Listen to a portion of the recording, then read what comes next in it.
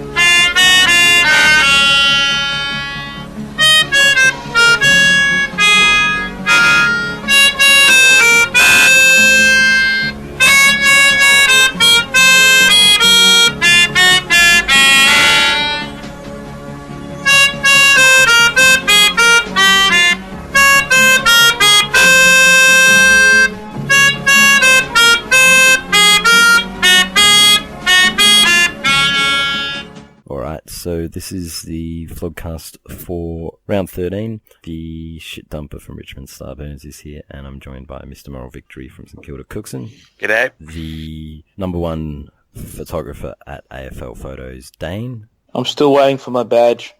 Proud player sponsor of James H from Collingwood, Morgan Ashley. What did you just call me? I nearly called you Northern Ashley. And what a great alias that was. And the brains behind Hawthorn's latest pink and brown clash jumper, Penal. What a fucking great jumper that is. I love it. Can't wait to wear mine down the street. Let's go to Goo or Tears. Who wants to go first out of that? I've got Goo, surprisingly, but last week we talked about Tom Rockcliffe getting 48 touches against Carlton. Jack Stephen got 25 touches, and those 25 were at least a million times better. 3 goals, 6 goal assists, 700 plus meters gained. Quality over quantity, people. Well, see, when you said Rockcliffe, I thought this was going to be about Dangerfield getting 48 touches, and so we could say that's what a good 48 touch game looks like. That's the standard if you get 48 touches, not the shit Rockcliffe dished up. Is Jack Stephen the best 25 disposal player of all time? No idea. And also a little bit of Goo for memory, another 5 goals. Stole them from the Swans, which is always good. Good one, Colas. Getting some of their own medicine. Yes. Who wants to go next? Oh, we're all very eager to go, aren't we? All right, I've got Goo. Look, it's not been a very good season to watch Richmond. Obviously, everybody knows this with the shit results and the shit, boring, fucking horrendous game plan. And this was as bad as any game at the weekend, despite the win. But Dustin Martin all year has been fantastic to watch, just how good he has been. And, admittedly, the opponent was a weaker one than normal, but this game was a standout effort, just the way he used it. And he actually moves the ball forward, because I don't think he understands the instructions he's given, so that I just love that. So, he actually kicks the ball 50 metres forward, and that's great. So, that's my Goo. All Australian, do you reckon? Because he should be. He's having he should pretty be. good Let's season. not stop there. The Brownlow race is wide open, and it would be the greatest speech of all time. You thought Dane Swans was good. Just wait till Bruce has to interview Dusty. Would Dusty's dad be let back in the country for it, or? You would be hating this as a Richmond fan who wants to get rid of Hardwick, because they're doing just enough to sort of keep him around. No, but you can't actually watch what was dished up on the weekend. Don't get me wrong. The Gold Coast are putrid. I didn't see it all year. I was in the David King Hardwick as a tactical genius camp, and then I watched this game, and now I'm on in Starburns' corner with the Sack Hardwick crew. Penal's on board. This game doesn't take into account just how bad the opposition were and how hard it was to actually just put that opposition away and not do it. And yeah, no one could watch that game and go, geez, they're going in the right direction tactically. It's just, yeah. I'm pretty confident he's a dead man walking now, actually, more so after this than the North game. What if they finished 8th, which they could do, or 7th? Well, Grant Thomas got sacked after finals. Brett Ratton got sacked after... No, Brett Ratton just missed finals, but It happens. We'll see. Indeed. Who's next? I've got some tears this week, and my tears are for the spate of concussions being suffered in the AFL, with sort of in particular reference to the two that were had by Dale Morris and a particular favourite player of mine, Cade Kolajasny, who is copped a knee to the head in the marking contest. And the reason this troubles me greatly is because you've got the whole argument about the head being sacrosanct and how do we protect the head in contests, but there's no real kind of attention being given to players just effectively unprotected copping a knee to the head in the marking contest. And there is no easy fix for this. How do you stop instances like this happening? Is it just something you accept as a tragedy and move on, or do you try to legislate it out of the game by paying free kicks against or suspending people? And I don't know the answer to that, and that's why I'm a bit down Well, in dumps over these particular incidents, because it's, they could do something really bad with it. They could do an overreaction and basically police the specky out of the game, and no one wants to see that. They couldn't. But at the same time, they need to do something about, protecting the player's head from errant knees in marking contests. Well, accidents happen, and maybe it's a case of, I know at junior level, every kid wears a helmet, to a certain age. Yeah, but wearing those sort of helmets when you get a knee to the back of the head isn't going to save you. It might soften the blow, is what I mean. But I think you got to chalk it up to bad luck. People... He still would have been concussed from... Oh, in that one, yes. I mean, you're not used to contact like that on the back of the head, and you can't take out aerial marks out of the game. No. I mean, it's one of the most. You got to control what you can. It's one of the biggest. Well, I guess it's just for 100 years. I guess it's just the inconsistency with which frustrates me, because you get people like Lee Matthews coming out and talking about how even if a player ducks and stuff, it should still be a free kick because the tackler should do better. Yet when guys are getting poleaxed in marking contests, no one really seems to talk about it. So that's more the issue for me. It's just the hypocrisy, I guess, from some of the media circles. I'm amazed Lethal gives a fuck about concussions, considering all the snipes he dished out over his time. But that was a pretty ugly incident with Kolajasny, and I hope you're okay watching that, Penal. It cut me deep. Who wants to go next? Yeah, I've got some goo and some tears. Some goo a bit of both. I got some goo for the spectacle that was today and the efforts to raise money for M&D. It was great to see everyone wearing blue beanies and getting around the flogs going down the slide. Neil must have sent a lot of text to people. You know what? I didn't get a text, but that's all right. I wasn't offended. I still bought a beanie. But if he had have texted me, I might have bought two. So he should have saved the SMS money that he sent to Stu. Should have sent it to me. And I've got tears for Cameron Ling, who was the only one that did dress up today when he went down the slide. Dan, we know this is your favourite segment. Oh, yeah, but this is easy this week. I have tears. I don't know about you lot, but I'm sick of catching the fucking bus to the football.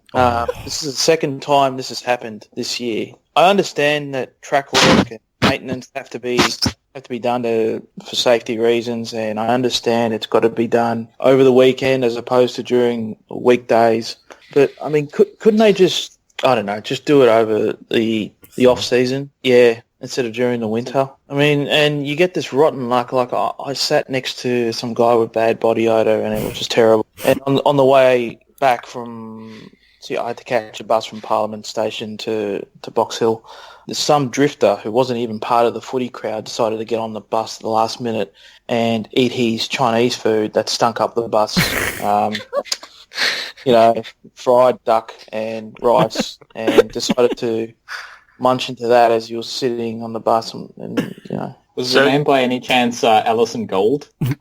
So yeah, I'm sick of catching the bus, and I don't want to catch the bus. I must admit, it's annoying me a little bit how often it's happening in recent weeks. Yeah, just do it whenever Fremantle's playing in Melbourne, because nobody wants to see them. The thing that I do find funny is, teachers been telling us to catch a train all the time, and all of a sudden you can't catch the fucking train. No, you can't. It's bullshit. Well, I feel you guys. I had a wonderful experience on the train today. I caught the train from Richmond to the city, and it was fantastic. No buses, no nothing. Oh, fuck you. You don't know our pain. I'm Right. a drunk Essendon supporters. That was a weird experience. We started singing horses. That sounds like a great train ride to me. I'm jealous that I wasn't there singing with you. Sure they weren't Richmond supporters? Were they actual horses? Was Brent Guerra there? Was Suze there? She doesn't go to games. Oh no, she doesn't go to the game. She's banned from going to the footy as well. It is a pretty shitty thing, though, when the car parks close as well for the week, and like half the trains are down, and they're replacing it with buses. And it sucks. You shouldn't be doing it during Metrolink or whatever you call it. If you're listening, I doubt you're listening. If Suze listens, you can pass this on. You can tweet this to tweet them. Metro trains, but don't be abusive like you've been lately. tell them to do their track work during the summer when it doesn't impact AFL fans. No one gives a shit about A-League fans or cricket fans. Just do all your stuff that needs to be done during the summer so the rest of us can catch the train on the weekend. I think you should use some different words, because you're using the word track work in relation to Suze. I think that's got a different meaning. But yeah, I can already see how this is going to end, because Suze is going to tweet them, she's going to be abusive, and then she's going to be perma-banned from trains. I'll derail the train, you cunt. Let's go to the recaps. And we'll begin with the match of the round. And, well, Morgs likes to make a note of how the dogs... What's this whole thing about the dogs play sexy footy? Blah, blah, blah, blah, blah. Well, the Dogs versus the Puffers was a fucking ripper of a game. Oh, and it nearly got my goo. Genuine, nearly got my goo. What a fantastic game of football. I didn't watch it. There's no joke there, guys. Keep going. Yeah, no, it was great. There's not much to say, Was it? like, lols about this game. It was really good to watch. A contested game that also was open and high scoring, and it had just about everything. It even had the Dogs getting milled by the umpires for once. It had Redpath kicking 4 goals and just reminding us that sometimes if your midfield's good enough, you don't need to pay $1 million for a tall forward. Yeah, the package did nothing for 3 quarters, then arrived. Wingard played well. I mean, he kicked a few goals. Port supporters... Nearly 20 and 3, I think, again. It was still funny when you saw, was it Boyd complaining to the umpires, which, according to his own coach, is disgusting behaviour, criticising umpires. I will say, contested marking beast Charlie Dixon doesn't take much contested marks. He used to drop them quite a lot. Am I the one who's noticed that? He's always had Just pretty me? bad hands. He's not good. He's not bad at ground level, but he's always had some pretty average hands, which is why I found it funny that Marto did mention that a few weeks ago. Yeah, It's like Marto put the moz on him because he was so adamant and how excited about how he was top 5. Well, guess what? It's just more fantastic facts from the vlogcast, brought to you by the same people behind Adelaide's great Etihad record. I still legitimately believe that.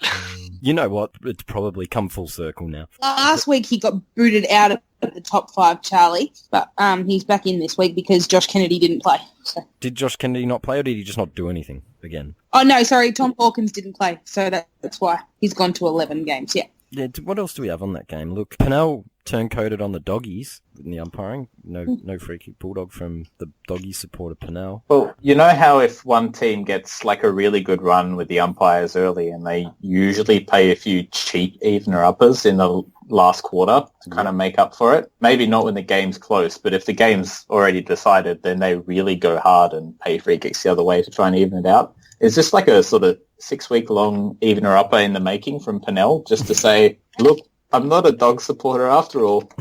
Do we have anything else out of that? Look, it's just a really good game. I just can't think of too many... There's nothing real funny about it. It was just No, a proper game of there football.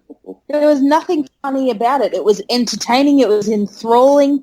It was great. Great to watch. It had everything. In many ways, it was the complete package. No, it didn't have everything, because I've just remembered a comment that came from Hodgepodge of all people. He noted during the Bryans Fremantle game that Anthony Hudson was calling the Bryans versus Fremantle, and why that was happening when Dwayne Russell was doing Port Adelaide versus the Dogs. Like, I don't care when you do your scheduling at the start of the year, but you should know before the season starts that Port versus the Dogs is going to be a better game than Fremantle Brisbane and you put your best caller on and you don't have Dwayne yell at everyone throughout the whole game and repeat cliches, like Jake Stringer was fucking crazy good when he kicked that goal out the centre.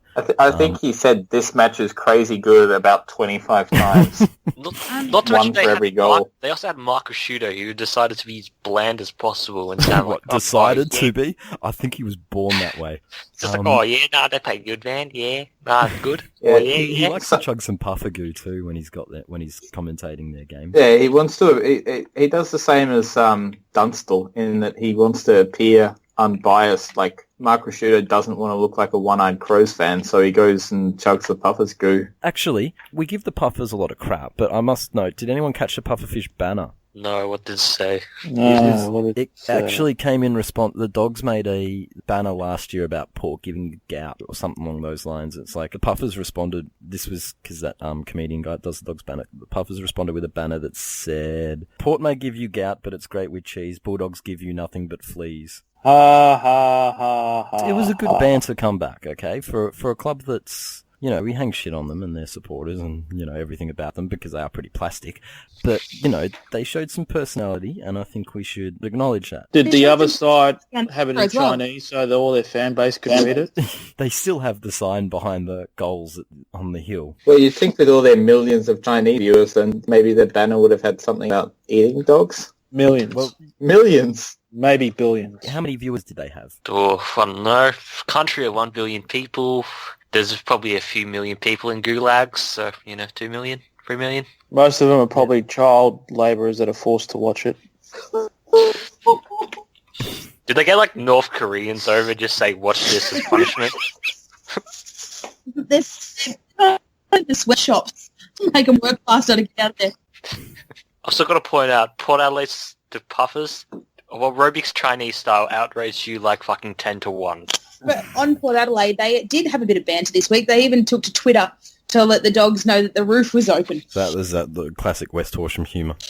Port's Twitter game shit. Yeah, they sent out a tweet pre-game with the weather report saying that the roof was open for Dogs supporters with a picture of the sky. Well, that looks really smart right now, doesn't it? It looks about as good as Amstaff's thread. Let's go to the next game. And it was, the Cats rolled north. They did. I missed the first quarter because I was on a fucking bus. The first quarter was the only good quarter, and then it got all, because it was reasonably free-flowing, and then it got all tight and tussle. We've been saying on here that Cats are a two-man team. I'm prepared to actually narrow that down. The Cats are a one-man team. If Dangerfield's dominant, they look like world beaters, and if he's not sighted, they look fucking They lose average. to Carlton. Yeah, they lose to Carlton. Yeah, it's literally Dangerfield. Dangerfield's a difference between potential grand finalist and first week out elimination final loss to Freo style thing. He's gone past being a barometer for the team, and he just is the team. No ifs or buts. Hawkins wasn't needed. Well, you joke about it now, but if he does that shit in the final, then no one's not going to beat him. No. Oh, we'll say it's still good to see Daniel Wells play good football. I mean, he's had, a run with injury, and he's a good player, good to watch. Yeah, hopefully he's sort of turned his shit luck into... into shit form. He was awful. Well, he was I guess fucking awful. He trailed Dangerfield all day. Oh, who was he on Danger? Yes, and he was pathetic. He was North's best player. Northern Were you Lights. at the game? Yes, Northern Lights was Daniel Wells terrible. He had a bad. He had a long. Thank you. Jesus, what Couldn't have been as bad as potential. Hey, can we rename the mailman? Can he be potential again? Because yeah, the last 3 or 4 weeks he's sort of gone back. His mail is getting lost in transit recent weeks. I think it's been redirected to Majak's house. Return to sender or something like that. He needs a new nickname. He's no longer delivering. Is that three goalless weeks in a row or something? Yeah, he's well and truly pond scum at the moment. And yeah, for someone who is being talked about as a lock for All-Australia, and after about round 6, he won't make the squad. Gone backwards at a rate of knots. But yeah, just on the Wells and bad luck thing, I think unfortunately he's given some of that bad luck to his teammates because North, I think, had 18 fit players by the end of the game with Swallow, Cunnington, and some other bloke. All some injured. other bloke. Some other bloke. Didn't you have something as well, Starburns? Daniel commentary? Wells had 1 goal assist, 7 clearances, 4 tackles, 3 inside 50s, and How many 31 clangers? That's a career best game for Tom Rockcliffe. Yeah, but Tom Rockcliffe shit. What kind of impact did he have?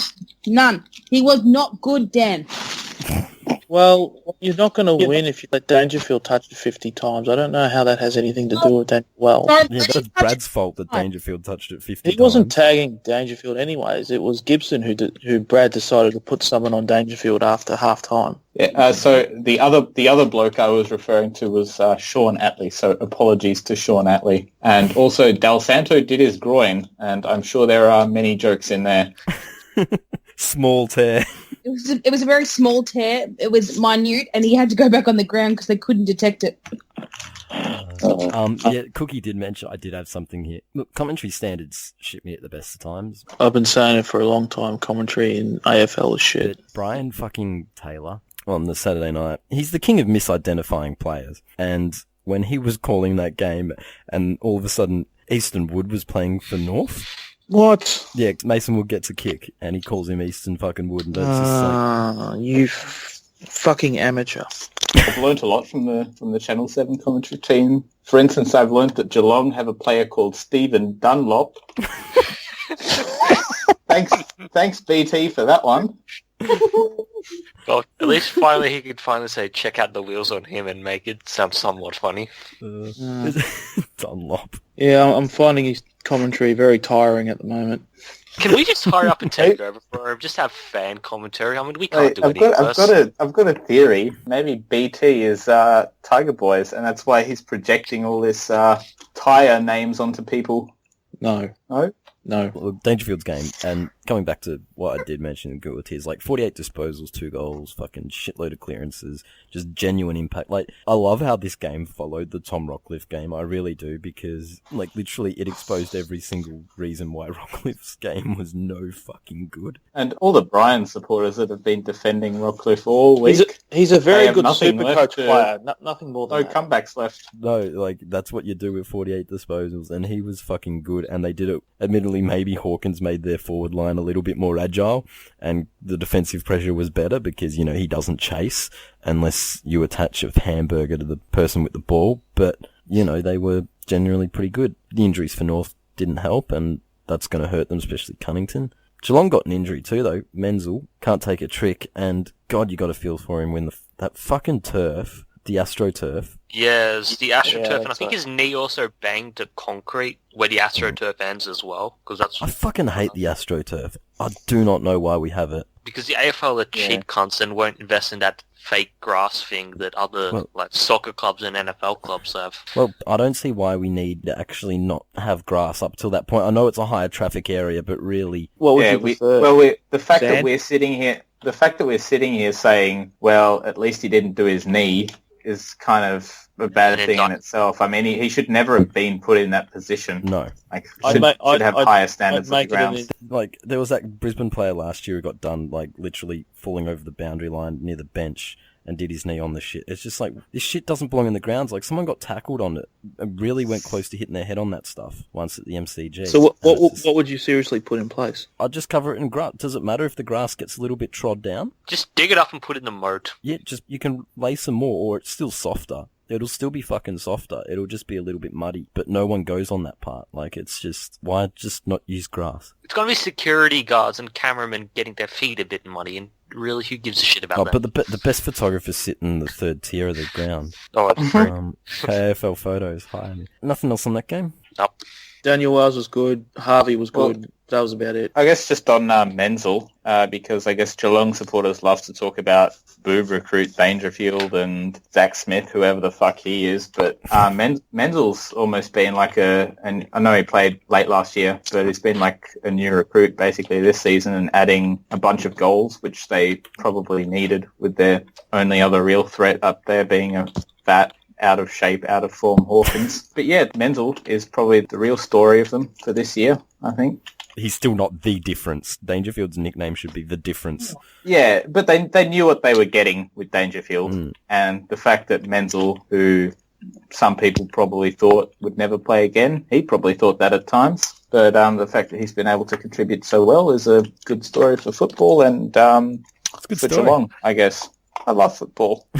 Speaking of loving football, it's hard not to love the way the Giants are playing at the moment.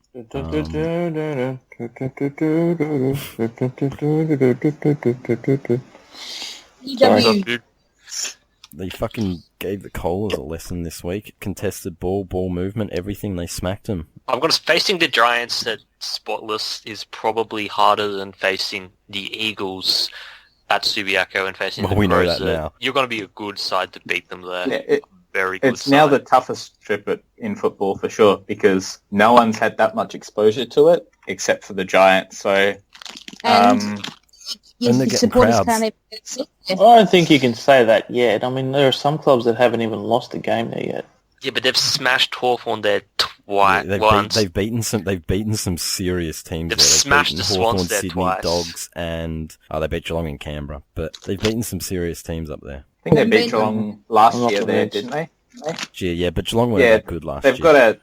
got an impressive list of scalps, and Yes. the number of teams that no one's beaten them there this year, and it's hard to see anyone beating them there this year. But everything's going right up there. Like even the fans are dominating with that that guy who won the 100K landing the ball in the tyres. In the tyres. I will say the scary thing about probably the Giants is that, Cameron didn't impact the game at all and they still smashed Sydney. Devon Smith's still not back either. And Toby Green's having a season was like 2 goals a game, over 20 disposals, and also adding tackles as well, like the only player to do that. So which is better than a 20 and 3 because he's tackling, defensive pressure. Yeah, absolutely, yeah. But yeah, no, the guy kicking the goals through there is a funny irony that of all the places where someone hits a target like that is up in Sydney, where you're amazed that they actually could kick a football up at the Giants game, whereas you see that Richmond have it down. You only have to kick it 15 meters, and people can't hit that target. It amazes me that no one's got it yet. They've been doing it since last year at every home game, and it's up to 17,000 now, 1,000 every week, and yet this guy does it for 100K first up, and bang! Sign him up. Oh, he's an ex-Sydney supporter too who turncoated, so there's hope for DB Swanee too. Well, DB Swanee doesn't go out to... Yeah, this guy showground, said, apparently. no, he used to be a Sydney supporter and travelled interstate just like DB Swanee, but now he's turncoated, he's seen the light. Well, I wonder if you follow him to Alice Springs. GW, yes. That's all we have to say. The other funny thing out of that game was Sam Reid. The good Sam Reid. When you talk about guys who you didn't know were on an AFL list, I didn't know that guy made it back onto their list. He hasn't played in 4 years. Did anyone else know before he got picked that he was on a list? Nope, because he was on the rookie list and then I guess got elevated up to someone. But Now he's playing in a team that's actually playing good football. and yeah, this wasn't like back when GWS were winning like 1 game a year, and he's getting games in that team. Like he's actually getting picked on his merits for a team that's playing good football and going to be contending this year. So good on him. It's a good story. Yeah. I love football. Like the Giants beating Sydney has just, once again, like the Cats beating North, has shaken everything up. Like every time you think someone's setting the pace and someone's probably not going to be quite there. Yeah, it's closed the pack right up. What with 2 games between 1st and 7th. Tippett going down hurts Sydney massively, I would think. Oh yeah, we'll have to see Tom Derricks again.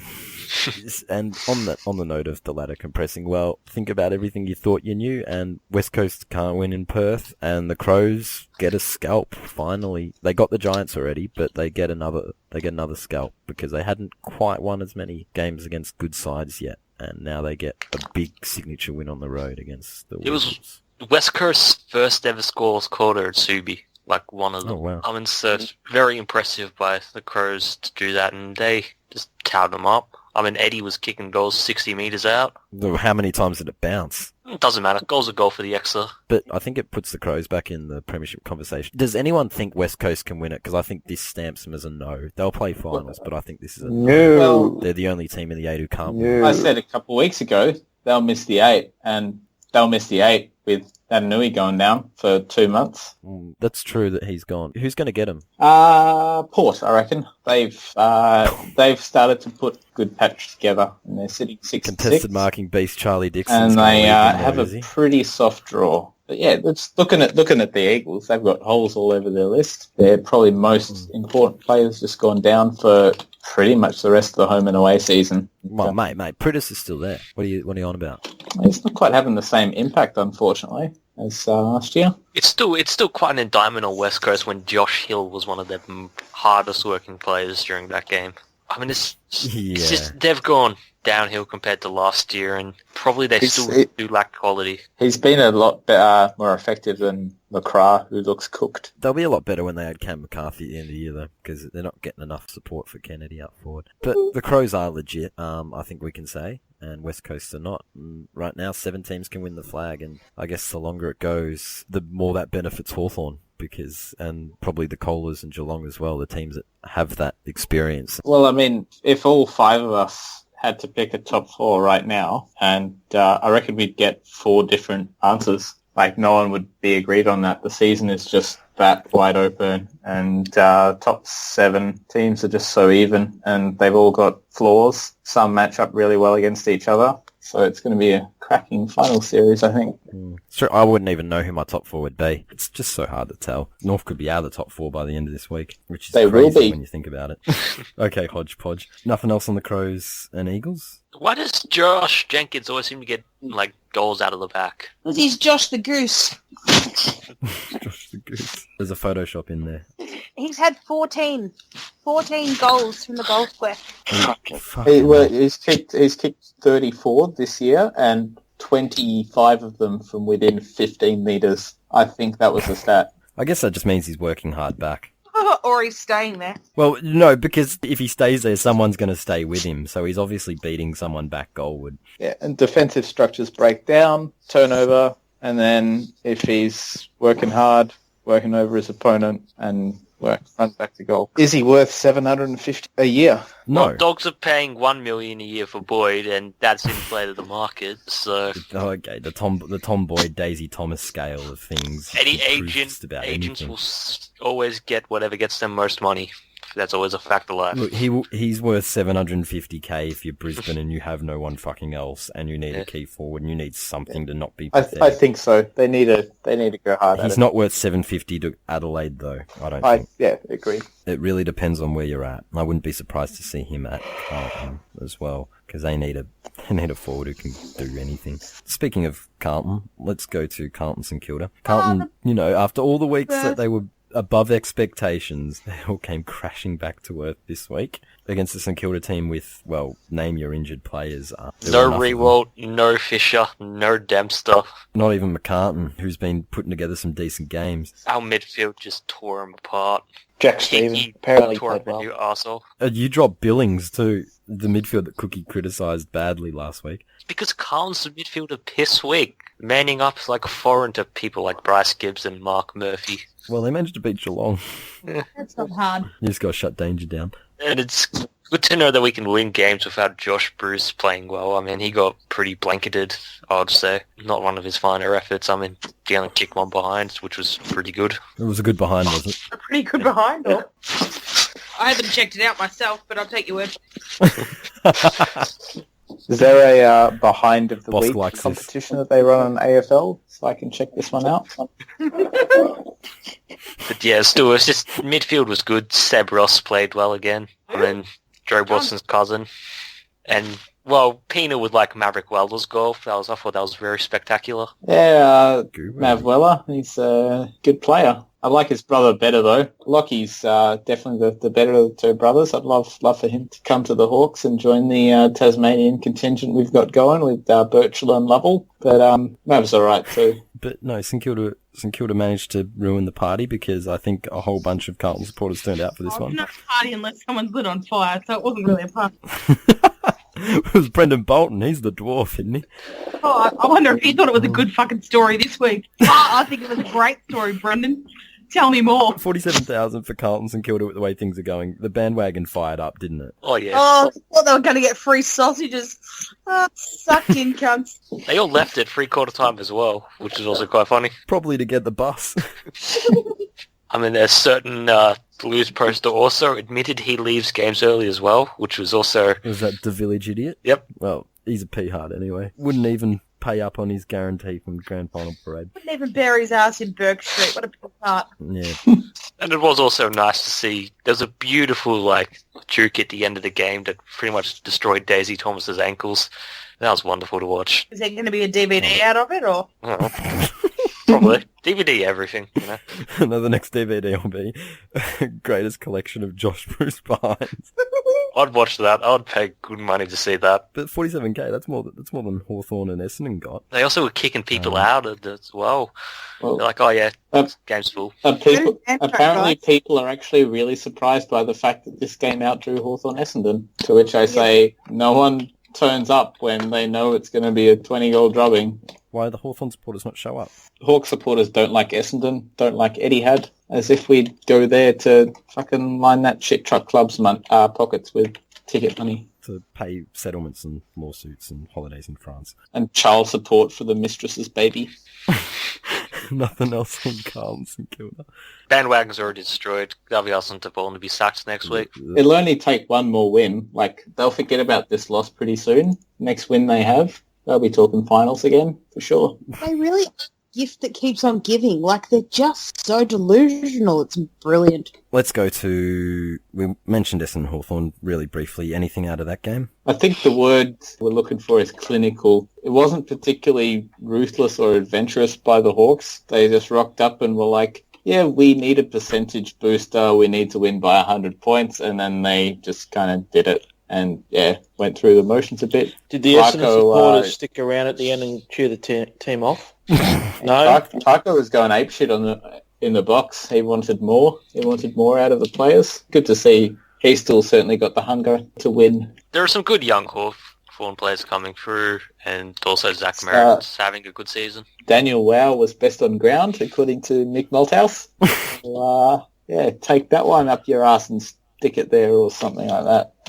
Mark Jamar's goal kicking. Now there's something you can laugh at. Mark Jamar just had a dirty night all around. Or he can't kick. Have we ever known Mark Jamar to be a decent kicker of the football or a good set shot taker? Well, no one's known him to be a terrible one, so he can't have been that bad. Well, I'm pretty sure, when he had that shot, they were they kicked the first 2 goals of the game. They were 2 goals up. They would have been 3 goals up, and so Mark Jamar, they might have fucking got their tails up and fucking won that game. Who knows? Confidence is a funny thing, but that just took the whole sting out of the team, and they were deflated after that. And we all know what happened next. And then what about the one where he tried to handball play on just before halftime? I think it was, and Popolo just sees it happening and basically holds his arm as he's trying to handball that was Cyril.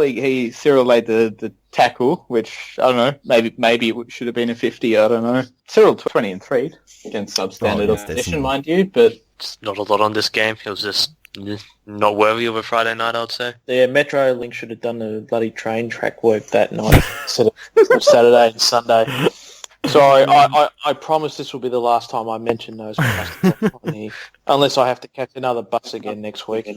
Let's go to Richmond snuck home against the Suns in an ugly, ugly game. Look, there's not a whole lot of... Did you Bronx cheer Vickery in the first half? I did not, but I did notice that was his first disposal 2 minutes before halftime. He was awful. He probably deserved to get dropped after the North game and a few stinkers, and because Hardwick being Hardwick won't actually find out what he's got at the list, and after 4 years we're still waiting for him to pick McBean. He can kick however many goals he wants in the VFL and Hardwick still won't pick him. He should pick Maddie or Chol. That's why you're going wrong. But nothing much on that game. Look, it was funny to see Dustin Martin give Gazza the don't argue. Almost symbolic, of a changing of the guard, and sort of, because Gary Ablett's time as number one is certainly it's over. Up. I don't know if he can ever reclaim it. Probably not. Just with all those injuries he's had. And Martin's certainly over the last 6 or so weeks, really taken a step up and gone from being sort of a top 50 player to a top 20 player. Like he was probably single-handedly the difference at Starburns. He was. There weren't that. too many Richmond players who really seemed to want that game, and he was one of them. It was a pretty lackluster game. I mean, Tom Lynch played well again, compared and Dusty as well. Probably two of the best players on the field. Cochin had a pretty good game. Cochin was the other one. I'd say Martin, Cochin, and Griffiths were the three that really looked like they wanted to win that game. Well, yeah, we finally found Cochin, and I could tell because that thread on the main board is Trent Cochin, the least effective mid in the game, got bumped. So, yeah, by all the Richmond supporters. So. Did Smasher come out and say it was Gold Coast's grand final again? That's what I want to know. Just on a note, we finally equalled that ledger with this game. We finally got it to 3-3. Yes, I know. It's taken a while, but we finally have an even record against the Gold Coast Suns. Why was that not my goo? Because that's what kind of embarrassing. Yeah, so, only looking up from here. On that note, I think let's move on to, well, speaking of good and bad records, Melbourne finally notched up a Queen's birthday win for the first time. I believe Nathan Jones was the only player to have played in one prior to today. First one in eight games in a row they've not won. Yeah, their last Queen's birthday win was coached by Neil Danaher. It was probably the year before Jack Watts got assaulted. I will say Max Gawn played very well. And 20 and 3 and 30 hitouts. And, Lee Matthews didn't get 30 hitouts except when he was hitting people. And the young midfielder, the D's, looked pretty good. Rocca. He's going to be a seriously good player. He's going to be a very good player, yeah. I don't think McCartan's going to be a shit truck by any stretch. I'm prepared to admit I might have gone early on that one, but Petrarca's going to make that conversation one that goes on for a long time because Petrarca's going to be an absolute gun. But we had to draft for need, so that's the thing. I know, but if you had that in your midfield, in hindsight, you got Josh Bruce. Are you going to need him? We don't know. God, Petrarca's a good footballer. It's easy to look like a good footballer against that opposition. Yeah, because I did notice at halftime a lot was made of Collingwood's front-running midfield on Fox Footy. They pointed out multiple video moments where they weren't running back, and it wasn't just unaccountable. It was Trelaw let Jack Viney get off the leash to kick the first goal of the game. Hang on. The person who let Jack Viney kick the first goal of the game was Jack Frost, who was beside him and decided he wouldn't spoil the ball through. Yeah, well, Trelaw lost him at the stoppage. That was the thing. Viney drifted forward and Trelaw was front-running. They literally pointed it out. He was front-running at the stoppage. There should be clown music playing while we play football because it's just comical at times. We are awful. So Maynard played well. That's what I found. He played well by his standards, which is still C-grade VFL is level. Is he serious? I saw him fuck up a few significant moments. They must be taking the piss, and I'm not biting. That's just ridiculous. I liked the kick-in that went to the Melbourne player, and it wasn't even close to the Collingwood player. He just sat it up there. Yeah, that was just like moments after he kicked the goal. So he must have just been reliving that moment of, oh my God, I finally have a highlight for the highlight reel. And no, bang. I liked when he got stuck into Jesse Hogan after Jesse kicked the goal and, ripped the jumper off and it just fired Jesse up to actually, be, at that stage, I think that was Hogan's first goal and he hadn't been too impactful, but he was pretty dominant from that point on, That's what you do, go fire up a guy. It's all Hayden Maynard's fault. Should have kept Seaman. No. I mean, Jack Watts also played well. He went in midfield, did some pretty good things. People sort of starting to wake up to the fact that Collingwood's list just isn't that good. They're top-end players. Don't get me wrong, Trelaw and some of the mids are great, and Darcy Moore looks like a great prospect, but their depth, once they've had all these injuries, their depth is just atrocious. And this is Buckley's list, so he's rightfully coming under a bit of pressure, I think. If you could find me a side that took out 14 players and had decent depth, then give them the fucking flag because that's what they deserve. It's what happened to us 2 years ago. We had about that many people out. Yes, and you got the flag. We're not in flag contention. We are a long way off that. It's not just that. It's the players who are playing and just aren't performing, and it's not the young kids who are to blame. There is not a single speck of leadership from anyone other than from anyone other than Travis Varco. He will get to every contest. He will run forward. Travis he will run back. Varco's a leader.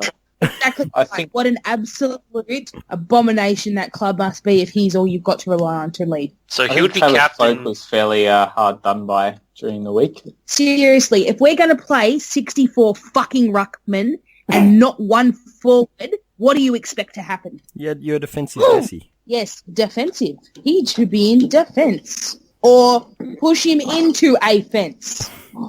It's just fucking brutal. Absolutely brutal. Brutal is sitting through this every week and knowing that you have to face up next to one. Well, not this week, suckers, because we've got the bye. All right.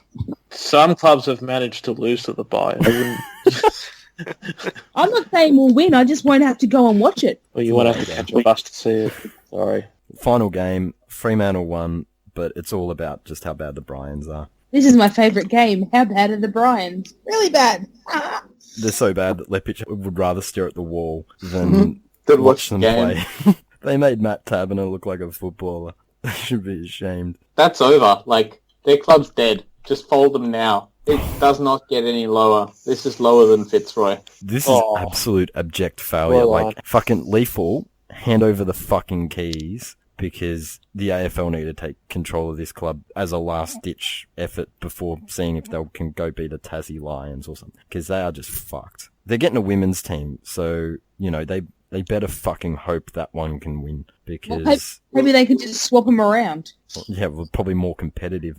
I bet they get more effective disposals than Rockcliffe and Taylor. I mean, the only people on the Brisbane list that are like, you could tell would fight for their club. Zorko's one. Hanley. Mitch Robinson's one, but he's not the sharpest tool in the shed. Rich gets tagged week in, week out because Rockcliffe is a crab. Yeah, exactly. Rich gets tagged. No one gives a fuck about Rockcliffe getting the balls. Jared Grant and Lewis Taylor all over again. Stephen Martin hasn't been the same since he got hit by May. They should try everything possible to keep Shake up there because he's probably going to piss off soon if they don't get better. I love the way you say Shacky. Shake. Shocking. It's the same way that Shaggy used to say his name. Shaggy. But no, they are fucking hopeless, and we're probably going to be talking about this more because as much as I want to see Hardwick sacked, Lepic has got to be the first coach out the door.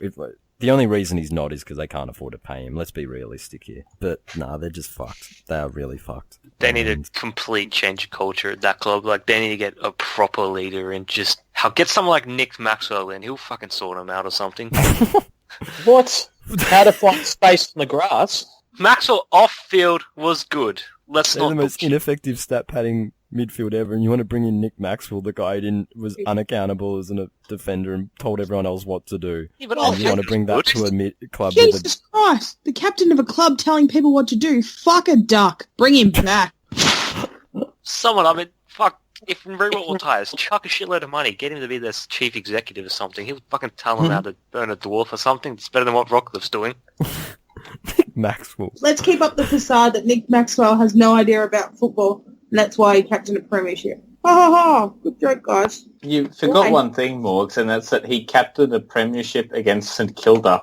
Saying Nick Maxwell can clean up a club that's in disarray like that is like saying Ross Lyon can rebuild. It's just... Why? One Nah. of them's been unproven, and the other one is a fact. So you don't know that he would be he would be any worse than what they've got? Fucking Sue's wouldn't be than what they've Yeah, got. any worse than what they've got. I think they can do better than Maxwell.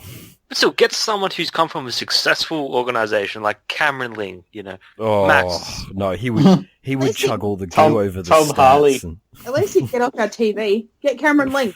Just get someone from a successful club, they good need a leader. Bruce-esque rebuild. Nah, the Bryans, they fuck everything up, so they should get Cameron Ling. They'll end up with fucking BT instead. Nick Stevens. Fuck, get someone from the Broncos in for fuck's sake. Just Darren Lockyer guy, just get him in, he'll sort him out. Jared Hayne, it's his next dream.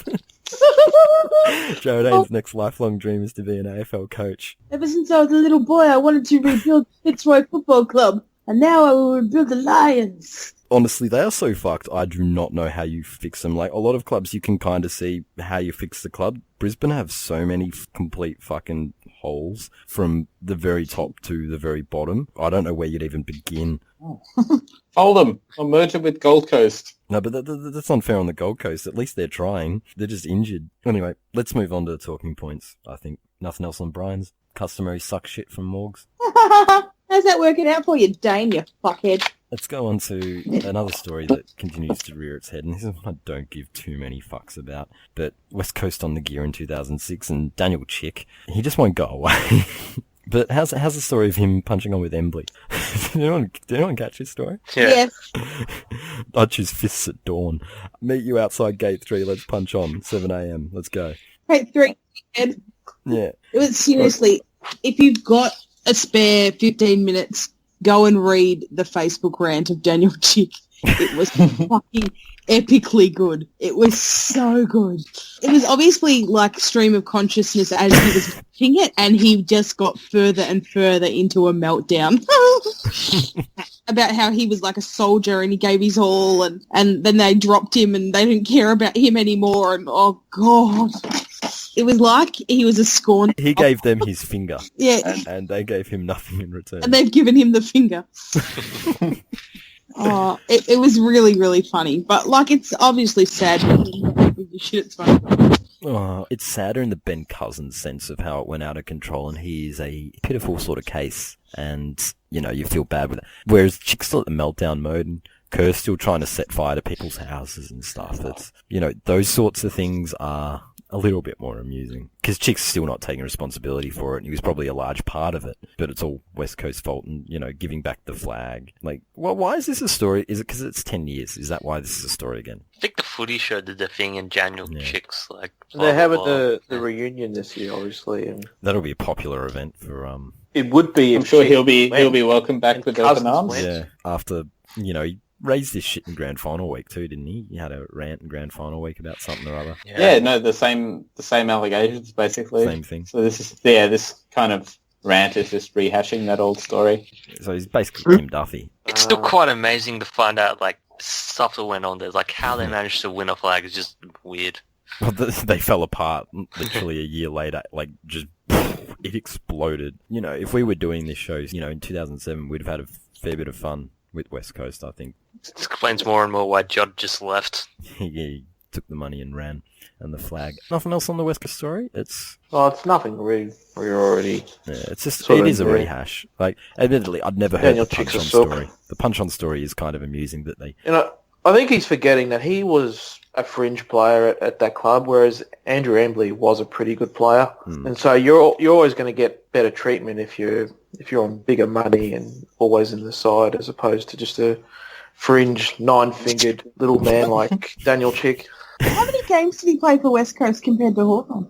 He played, I think, over 100 with West Coast. I don't know, he might have even played more than with us. Definitely over 100, because they were talking about father-son and stuff. 149 to 103, Hawthorn to 149. Yeah, because I remember him as a Hawthorn player more than a West Coast player. Nothing else on West Coast? No, I look forward to the next episode. Well, the next episode will be the reunion, no fat chicks. Are they going to hold it in a prison so Daniel Kerr can go? Or...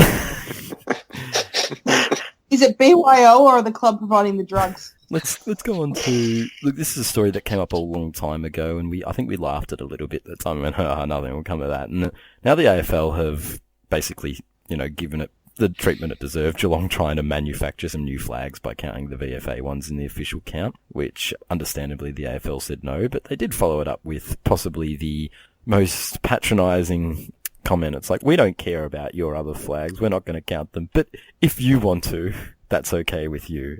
Didn't the Port supporters just jump all over that? Like, it's just North King Island all over again. I'm pretty sure it was on the back page of the Advertiser, or there was an article, because I've seen the picture a million times this week. You know, most successful club in Australia, because the AFL said, we don't care if you count your sandful flags. How needy are Port Adelaide? It's Roby-like trolling. Yeah, the AFL, it's the most condescending thing ever. The AFL saying, you know what, your premierships have no value to us in our counts, but if they have value to you, by all means, please yourselves.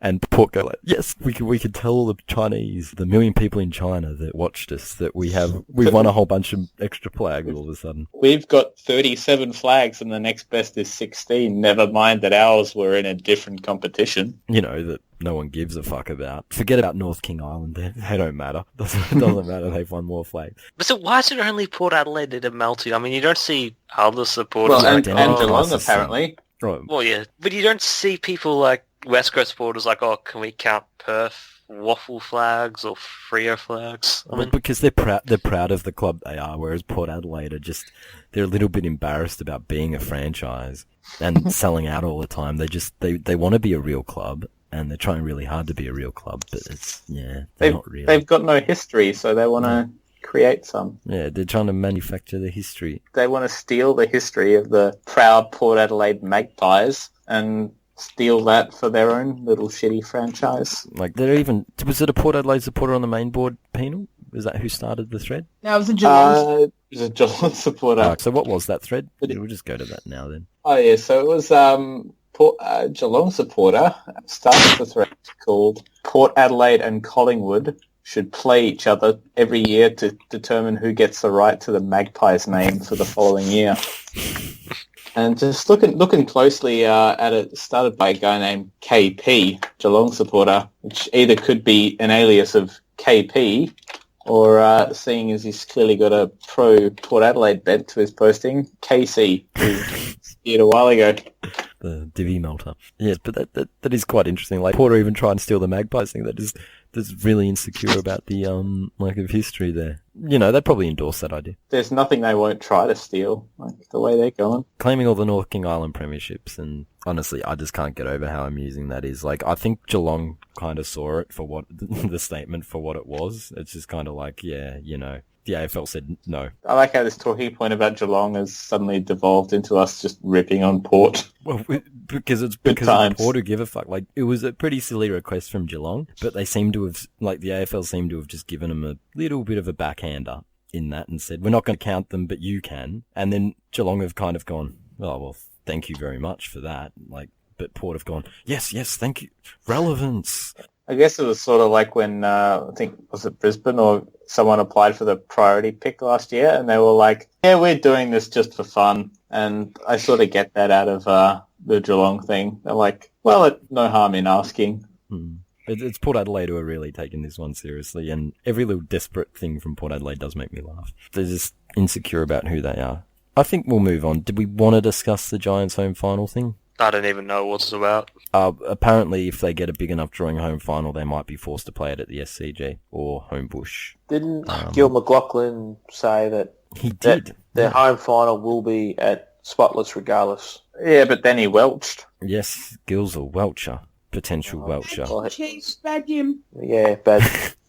Stick Gil with the badge. It shouldn't be at the SCG. I mean, people in Sydney don't like travelling from one suburb to the other, and that's for their fucking NRL. They're not going to do it for GWS. I mean, just have it at fucking Bankstown and just leave it there. Just keep it at Spotless. And you know what? If you start to sell it out, you'll get a nice, bigger stadium. You know, it's the Big Bash team play there. It's going to get upgraded one day to about 30-odd thousand, and you know what? That's probably going to be more than enough for them for the time being. Well, this is all a non-issue because they're going to be playing the final in Alice Springs instead, apparently. At least that's what Dave Matthews, that's what he said. Rather play at Alice Springs than the SCG. Imagine the Alice Springs crowd. They'll be going wild. There'll be tits flying everywhere, breastfeeding babies flying in the air. Fuck, it'll be a ripper to watch. Like, the game would be good. GWS would be to watch. Question time. Cookie, you have a question. You can go first. Well, why don't we have a Sunday night game before Queen's birthday? It seems like a good time to have a blockbuster or anything. I don't know. Maybe you should ask the intelligent people on the main board. I tried that. Got reaction. Did you ask that question on the main board? Yeah, like on Thursday, and it was like, how'd it go? oh, it's too cold. We play a winter sport. Fucking, they played a Friday night game in Tassie a week ago. It looked cold.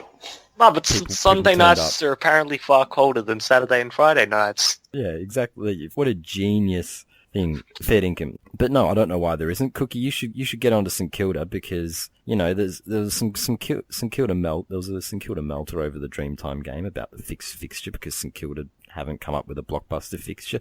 Cookie, you should get onto Finnis and push for the Queen's Birthday Eve blockbusters, St Kilda versus... Who do you want to play? Sydney, because you're both full of Queen. No, we would have a gay pride game with Sydney. Yeah, well, it should be on the Queen's birthday, the gay pride game. You could play Carlton again, the bandwagon, mid-season bandwagon's up and running, you get a nice crowd, and then you've got a blockbuster game. So why not? You play it at the G so that it's not a lockout again. We'll call the barbecue. No, don't worry. None of the Carlton supporters will show up next time. Their hopes have been dashed. Yeah, cool. Probably too cold It's for like a them. Sunday barbecue, and you guys bring the lighters and I'll bring the meat. Barbecue at the G. You get out the big barbie and then the big freeze the next day. Yeah. Just beware of like dwarf corpses. Yeah, I think we fixed that. Seriously, you guys were playing a Monday night game at about this time of year. A few years ago, you and Carlton, and it wasn't too cold then either. Yeah. Fuck, people are stupid. Smeghead wants to know who should be captain and coach of the All Coast Griffins, which I can't even remember who those are meant to be. It's a merged concept team. It was like West Coast, Gold Coast, Brisbane. Brisbane. Well, Nick Maxwell for coach. Cameron Lee for the president. And the captain, well, fucking, why not Rockcliffe? Rockcliffe, duh. Yeah, it's got to be Rockcliffe. This team's not serious, clearly. If you thought that none of these teams could go backward, Rockcliffe will show you.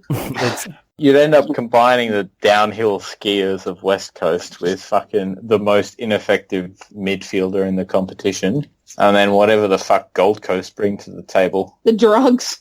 and God and Jesus. All right, I think we've answered that. This is my favourite question that comes from Jack. Fuck, marry, kill. And your choices are Basil Zemplis, Matthew Nichols, and Heretier Lumumba. Go. Well, one of them's easy. I'd marry Matthew Nichols. He's a great coach. Love to spend the rest of my life with him. Talking about Hawthorn and Hodgie and umpiring. The other two are difficult, though. All right, well, do you have an answer? Because I have an answer. I think I have to kill Basil, just for the nose, nothing else. I could live with banging Harry-O, just because I'd probably be too off my tits on weed to notice anything or feel anything. That's my answer. For me, I begin with the starting point is you got to kill Basil. That's the non-negotiable. You always pick the one that has to be something, one of them. So you kill Basil, and you'd fuck Heretier, and you'd marry Nichols, because there's no way you could live with fucking Heretier and his thinking chair and his laughing last and all the fucking drama and the bullshit. You would fuck him and piss him off. I would easily marry Harry.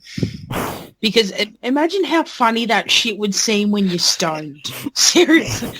How funny would life be listening to that rubbish every day off your face? I'd sign up for that. And I will root the weird umpire and kill Basil. Actually, since we're on Matthew Nichols, before everyone else gives their answers, how was Max Gorn belting the ball away from him? That was fucking amazing. It's like, what'd you do that for? What'd you do that for? And he's giving him the death stare as he comes back. Yeah, I don't want to hear that every day. What'd you do that for? Fuck off. I would kill Basil because Basil would make weird noises during sex. You can just see that coming. Okay. He's the most boring person on the planet. I don't know what noises. You just say something weird. You'd probably fall asleep during it. I would probably marry Matthew Nichols, because marry him, get the umpires on St Kilda side to stop them from fucking us. For once. And would fuck Harry-O, because at least, you'd get free weed for it and listen to the Bob Marley. And then you'd get to laugh last. And you could do it in the thinking chair. I wonder if he's the prince that comes last. This week on the Bay. Look, Flog of the Week is easy, so let's begin there. You're welcome, everybody. You didn't give the dogs enough shit this week for it to go into week 2. No, I gave him a compliment in the thread and he just gave me the shocked face. I don't know. I kind of feel bad for the guy. I mean, his dog died. It's not good. I felt bad for the guy after reading that. It was my Reece Shaw moment, okay? Wait, is a Reece Shaw moment the new... The feels, when it gets you in the feels. Reece Shaw moment, fucking hell. Well, do you have an alternative for Flog of the Week, Penal? Yeah, what about General Giant? Oh, he went the preemptive defense and started a thread on the main board. Basically, imagine one of GWS Too Good For You's post. And that's about like the levels that this guy is posting at. Unfortunately, I think this thread got deleted, but I saw it before it got clean. So can you undelete that thread from the main board and stick it on the Bay? Because I just get the feeling that the Bay Flogs would have a field day with that fucking General Giant guy. Oh, yeah, sure. I can steal that thread. But yeah, it was an Anthony Rocca moment. Like he went full on preemptive defense. Flog of the Week, did you want to add a nom, Dan? All right, a dishonourable mention to our Susie Olsen for her conduct on Twitter recently. She lost the plot. Yeah, the conversation goes like this. She tweeted, I just donated a further $20 to Freeze MND hashtag. But this time, as part of Big Footy News community, Happy Now. She gets a response from a chap called Water Bottle. It says, "You are permanently banned from Big Footy News, Suze. You are not part of the Big Footy community," which is very true. And Suze's response to that is, "Water Bottle, you will be permanently banned from living shortly, you cunt." It's an all-time classic moment. That really is. Yeah, and she's someone you don't want to mess with, so I would just block her, and like everyone else has done. And Water Bottle better be careful, or he will end up in a pit in the ground, and it won't be an awesome prank. come on, Suze, pull your head in. You can't abuse. See, this is the reason why you are blocked by Big Footy, by North Melbourne, by Triple M. anyone that you tweet to, Triple M, everyone that you socialise with on social media. This is the stuff why you get blocked for. Thread of the week time.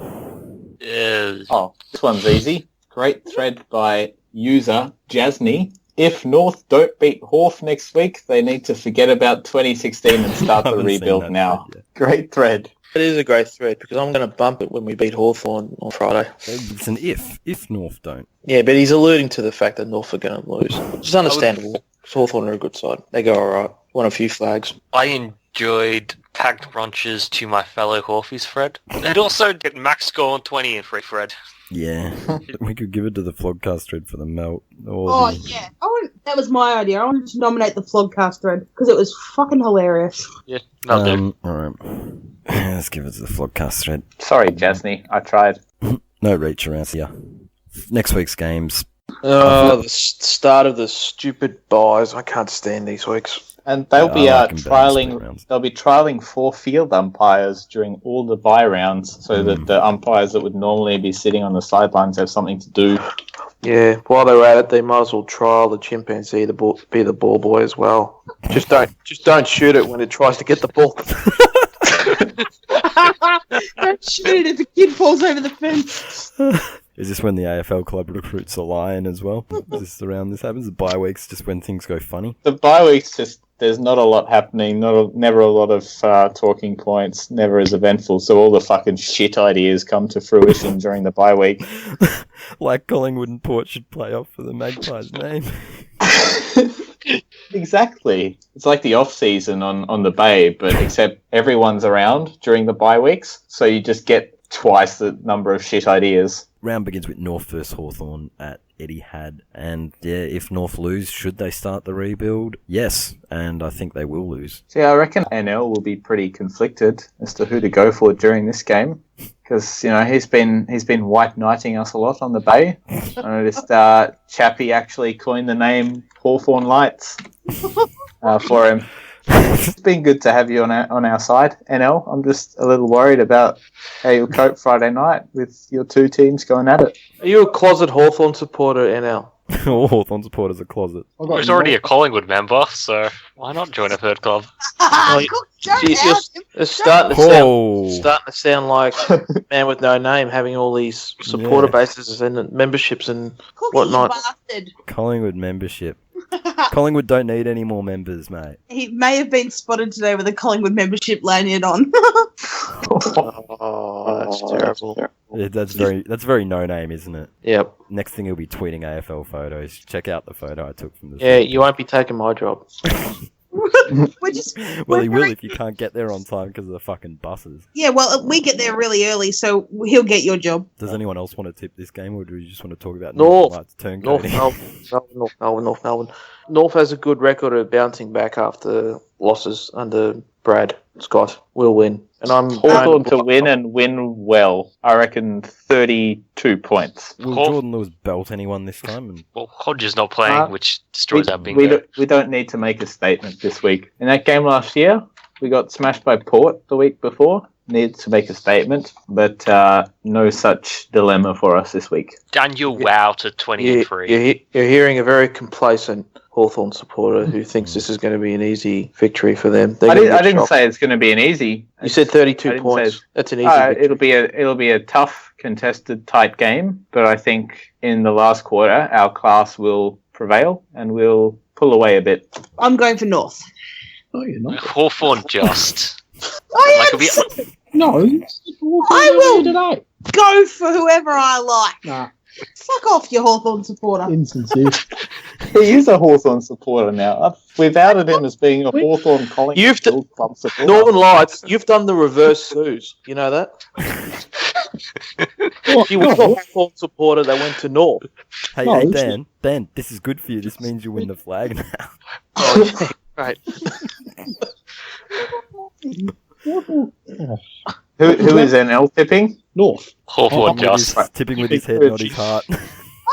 Yes, you are. I will tip you what? Don't be fake. Don't fuck off. I'm putting this on mute. We're gonna have a fight now. Whoa. I'm tipping Hawthorn. You said I did not. yes. You did. I did not. You did. When? Does it really matter who she tips? I mean, is it worth fighting No, over? it doesn't matter. I'm just I calling can her out. change my mind. All Yeah, right. Teach does it all the time. Just change your Monday mind. teach. Hang on. Someone just had this mind-blowing theory that maybe I just changed my mind. Fuck No, off, I'm NL. not buying it. Go outside. Giving me the shits. What? I'm getting dirty looks. This is not fair. Is he Matt Nicholsing you? Have you just belted the ball away from his Yeah. ball up? What did you do that for? Maybe NL is Matt Nichols. No wonder he loves Hawthorn. No wonder you said you'd marry him. No, I was marrying Harry. Ouch. So you're not long-term material then. Not at this fucking rate. Can't even do me tip.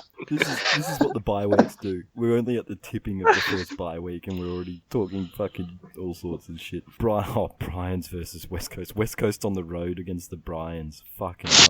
This is a silly game in which Brisbane could actually win this. Yes. This is just silly. Well, there is always the possibility that Brisbane could kind of pull their finger out at one point, but I reckon Eagles to get a win on the road. They'll want to make a statement and bounce back. It They'll doesn't do get it much easier comfortably. to ski than Brisbane anywhere you play them. So West Coast, but we, geez. we might get the first draw of the year. I've Are you tipped gonna about tip a it? dozen of them this year. One will land eventually. No, not necessarily. Well, a broken clock is right twice a day. So yeah, did we all tip West Coast in the end? I'm gonna go Brew. No, I'll go West Coast. Is Morgan actually allowed to tip? Am I allowed to tip West Coast? Who did you tip earlier today? I didn't tip anyone today. Oh my god. When? Where was I? Who started them off again? No, I said I'm scared of this week. I think it could be tough. And you said, yeah, you'll be 10-3 after this week. I did not say that. I did not. Talk to some other girl at the football. Who have you been talking to at the footy? I sense tension. Hashtag tension. This is genuine tension. Oh, for the first time ever, it might be real. Well, not the first time ever. Teaching Penal's always real. What are you guys even fighting? Hang on. What is the basis on this argument? You're supposed to tip Hawthorn and you change the... Women aren't allowed to think for themselves, apparently. And we're not allowed to change our mind. Some of us Oh my need more God. tips, you know. Cookie's confused. Look what you've done. How's he going to copy my tips if you won't let me tip who I want? She tipped Hawthorn. Good. That's I am all right, not Morg. That's Hawthorn. all right, Morgs. You can tip who Northern Lights lets you tip, and then Cookie can give you real tips. See, you guys all think I'm the boss. I'm not even allowed to tip who I want. You guys are false. Well, to be fair, you got him to get a Collingwood membership. That's No, he kind of was, telling. he was just wearing my mum's. And if Cookie revealed any further, I wear a North scarf to every North game. No. I don't know what to believe anymore. What these filthy fucking turncoat people. We're just supporting each other. We have a really healthy, supportive relationship. Then your Or man I'm with no not allowed to tip names with who I want. your no name's got his 3 memberships and Good thing I've never turncoated. Nothing I wrong want with to turn. know. Freo versus the Puffers on the Saturday night. This is afternoon. Oh, twilight, actually. Puffers. Yeah, Puffers. Can we have Morgs' bomb come back? What? I said the What? bomb last week. Oh, yeah. Oh, no, don't say that. Fuck. We'll get 8 pages of melts. Don't say bomb. Don't say kill. Oh, shit. Don't swear either. Port Adelaide, nobody care about it anywhere beyond the West Horsham. No. I'm tipping Freo, actually. They're slowly finding a little bit of form, and I think they might pinch this one. I think they're absolutely on a false form line at the moment. Very much agree on that count. They've had it pretty easy against the two worst teams by a long way. And whereas Port had a good hit out and should actually carry more confidence than Freo. On the form they showed last week against the Dogs, Port will romp this one home easily. Did everyone tip Freo Port? I wasn't allowed. Dogs versus Geelong at Etihad. This should be a ripper. This should be. Can I give a tip? If Patrick Dangerfield gets more than 23 disposals, Geelong will win. And if he gets less, the Bulldogs will win. No, you can't do that. Just pick one team or the other. No one tips like that. Well, because Dangerfield is the difference. He's the difference. That's his new nickname. The difference. Well, just do what I do. Tip a draw. No. What if he only gets 22.5 possessions? You can't get a half disposal. Am I not allowed to make that tip? This is your show. You can do whatever you want. But these fucking bossy North cunts telling us who we can't tip. One of you hardly ever shows up, and the other one's not even on here. So you want to tip possessions. You don't want to tip the bloody game or the result. Fuck it. All right. I will say the Dogs win because the Picken or whoever keeps Dangerfield to less than 23 disposals. They don't use taggers anymore, the Bulldogs. But if Picken gets nine clangers again like he did this week, he might be detrimental. Oh, it's just a game. It's all about what Dangerfield does. Dangerfield's the difference. So I'm going to pick the Dogs because Dangerfield gets taken out of the game. Joel Salwater valiantly sacrificed himself to ensure Dangerfield gets possessions. Geelong to win. I think the Dogs will win easily. Geelong just aren't that good at football. I think that I'm just going to say my tip quietly so I don't get in trouble. I'm going to tip the Dogs. You sure you're allowed to do that? Am I allowed? Did you tip them earlier today? Oh, I didn't. Fuck. Anyone would have thought I put my tips in earlier today. I did not. This didn't happen. Think of Cookie and Al. I need the tips. Or else Jose will win. Gave your tip. You said Selwood would sacrifice himself. When I say here and when I tip in real life are different. Doggy. Real life's different. Fuck off. Well, Has anyone noticed that North fans are like the most annoying and passive aggressive when they like come onto your team boards during a game week? Yeah, because I always post on the Hawthorn board. Yeah, I was going to say team boards. But I can't remember. I don't think I've ever posted on the Hawthorn board in my entire big I'm footy not talking about existence. you. I'm talking Yes, about you the are. fucking Northwood nuffies. You're talking about me and Northernlights. And it's the same type of people who got offended when Reek posted that Sue's thing on the Richmond board. All the fucking North fans went over there and said that was fucking funny. But this comes back to there is no. Well, you can go to the gasometer wing, but there is no Mong filter for them Mongs to go. It comes back to the tipping though, because they really don't like it when Hawthorn supporters tip Hawthorn to win. I couldn't give a shit who they tip. I'm talking about your team board nuffies, not you. You're talking about me. If you're talking about my team board, you're talking about me. Are you a team board nuffy? You're a team. I'm talking about the people who get offended by tipping, like NL. Now NL's a team board nuffy. He just doesn't want anyone to like his team. He just wants to have 6 supporters and that's it. Fucking hell. I've gotten too close. Yeah. You won't be allowed to wear the scarf anymore. I know, this week I'll have to take the badge off. I've only got the badge. No, it's Sean Higgins, and I only have it because he's not a dog anymore. I took the Kanye badge because he's a criminal. He's not a good bloke. Or he's a good bloke, depending on your definition. He just had a few drinks.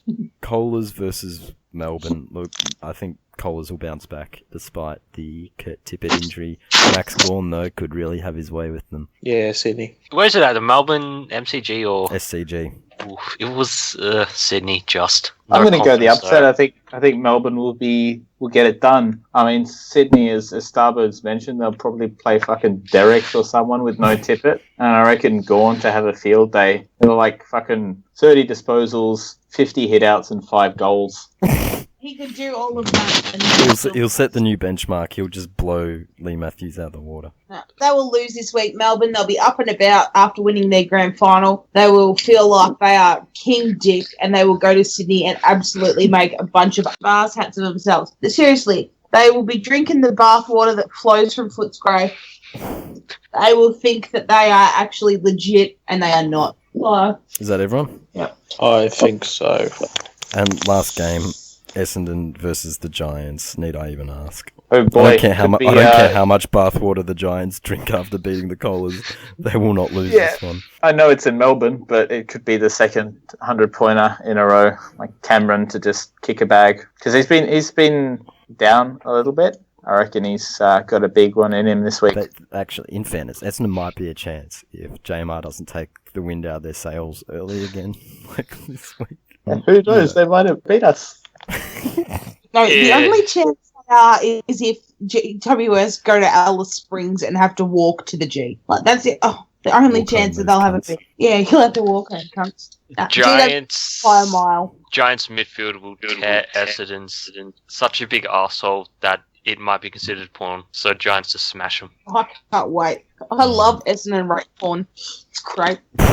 And that's everything. This was the podcast. I didn't even tip.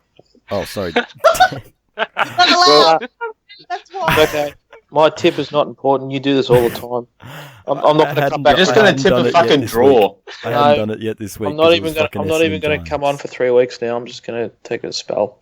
I just wanted to get this. I know my episode place. over with. It's all right. I'm sorry, Dan. No, you're not. If you were sorry, you'd stop doing this, but you keep doing it. Stuff. You don't support us. Take these tips real serious. Always melting over a fucking tipping. Dan doesn't want to tip. He's got in the Northernlights wagon of cracking the sads over tipping. So this was the podcast for round 13. Starburns joined by Dan. He's not even gonna. He's not.